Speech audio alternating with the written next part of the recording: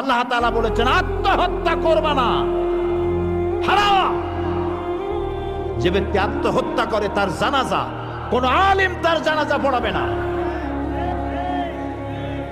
সামান্য সলিমুদ্দিন কসিমুদ্দিন জাতীয় কয়েকজন লোক যাবে, আর একটা মুয়াজ্জিন জানাজা পড়ায় কবরে ধুয়ে দেবে।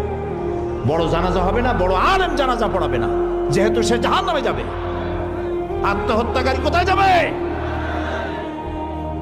কিন্তু এই যুবক পোলাপানগুলি ওরা তো বোঝে নাই, ওদেরকে বুঝানো হইছে যে তোমরা যদি এই কামটা করো একেবারে বেহেশত তো যাবাই, মরার সাথে সাথে আল্লাহর সামনে গিয়ে হাজির হয়ে যাবে।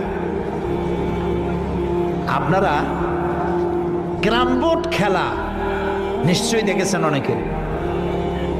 আর ভাই কইতে লজ্জা কি, আমিও তো খেলছি ছোটবেলায় ক্যারাম বোর্ড খেলা, এটা কি কোনো গুনাহ নাকি?